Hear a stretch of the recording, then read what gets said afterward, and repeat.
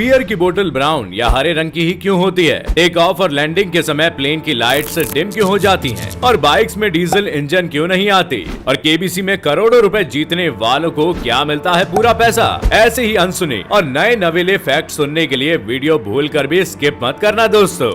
Fact number 10, beer की बोतल का रंग हरा या ब्राउन ही होता है, लेकिन क्यों? असल में फर्स्ट बियर कंपनी के मुताबिक पहले बियर को ट्रांसपेरेंट बोतलों में बंद करके बेचा जाता था, लेकिन सनलाइट की वजह से ट्रांसपेरेंट बोतल में भरी बियर को भेद कर खराब कर देती थी और अल्ट्रावायलेट रेज की वजह से बियर से स्मेल आने लगती थी। तब इस प्रॉब्लम को सॉल्व करने के लिए बियर को ऐसी बोतल में भरने का फैसला किया गया जिस पर अल्ट्रावायलेट रेज का असर ना हो सके। इसके लिए भूरे और हरे रंग की बोतलें सही साबित हुई और यही वजह है कि बियर की बोतल का रंग इन्हीं दो रंगों का होता है।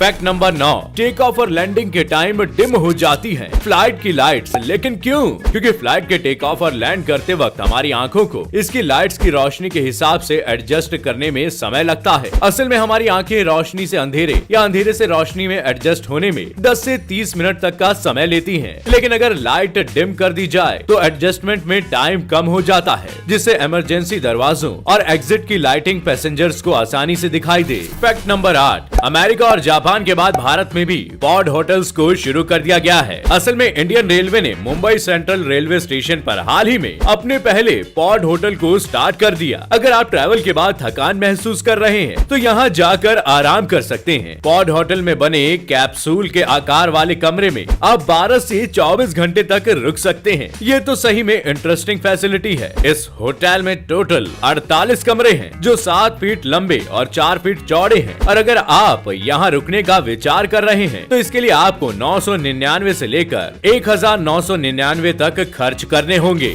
फैक्ट नंबर 7, बाइक्स में डीजल इंजन क्यों नहीं आते? दरअसल होता ये है कि डीजल इंजन 24:1 का होता है और पेट्रोल इंजन का रेशियो 11:1 है। डीजल इंजन का रेशियो ज्यादा होने की वजह से ये काफी बड़ा होता है और अगर इसे बाइक के लिए बनाया जाएगा तो ये काफी बड़ा बनेगा, जो बाइक के हिसाब से ठीक नहीं रहेगा और इसे बनाने में हैवी मेटल का इस्तेमाल भी होता है। इसके अलावा हाई कंप्रेशन रेशियो की वजह से डीजल इंजन में से ज्यादा वाइब्रेशन होता है और आवाज भी पेट्रोल के मुकाबले ज्यादा होती है, इसलिए ये बाइक में नहीं लगाया जा सकता।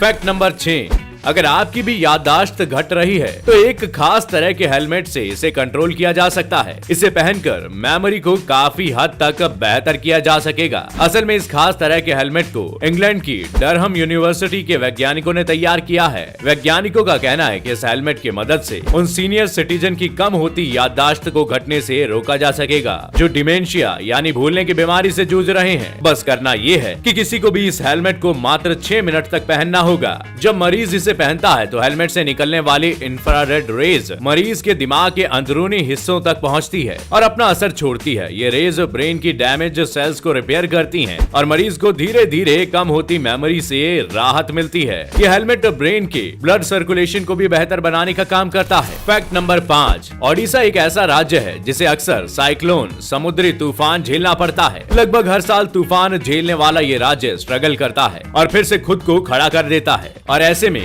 स्वस्ति पटनायक नाम की एक लेडी ने फाइबर रेनफोर्स्ड प्लास्टिक का इस्तेमाल करते हुए बेहद सस्ते लेकिन मजबूत और टिकाऊ घर बनाए हैं। फैक्ट नंबर 4, केबीसी में लोग करोड़ों रुपए जीतते हैं, लेकिन क्या उन्हें जीते हुए रुपए मिलते हैं? असल में खेल के नियम के हिसाब से कॉन्टेस्टेंट को टैक्स का पैसा भी देना पड़ता है, जिसमें से 10% टीडीएस कटता है। अगर किसी ने 1 करोड़ रुपए जीते तो इंडियन टैक्स लॉ के हिसाब से कंटेस्टेंट को जीती हुई धनराशि में से इनकम टैक्स एक्ट के सेक्शन 194B के मुताबिक 30% टीडीएस देना होता है। ऐसे में कंटेस्टेंट के 30 लाख रुपए तो टीडीएस के ही कट जाते हैं और इसके बाद कंटेस्टेंट को सरचार्ज भी देना होता है जो कि टीडीएस के अमाउंट का 10% होता है। अब सरचार्ज कटने के बाद भी कंटेस्टेंट को शेष के रुपए में टीडीएस अमाउंट के 4% पैसे देने होते हैं, यानी कंटेस्टेंट का 33 लाख का 4% शेष कटेगा जो 1,32,000 रुपए होता है। ऐसे में कंटेस्टेंट के 1 करोड़ रुपए में से 34,32,000 रुपए कट जाते हैं। तो अब सारी काट पीटी के बाद कंटेस्टेंट के खाते में 65,68,000 रुपीज ही आते। फैक्ट नंबर 3, हर साल में एक महीना ऐसा भी आता है जिसे तलाक का महीना भी कहा जाता है। आप भी सोच रहे होंगे आखिर ये कैसे हो सकता है। असल में जनवरी को डाइवोर्स मंथ कहा जाता है, क्योंकि एक रिसर्च के मुताबिक ये कहा गया है कि सबसे ज्यादा डिवोर्स भी इस महीने में होते हैं, क्योंकि न्यू ईयर की शुरुआत में कई शादियां खत्म हो जाती है और बाकी सभी महीनों को मिलाकर देखा जाए तो भी जनवरी महीने में डिवोर्स केसेस की संख्या 3 गुना होती है।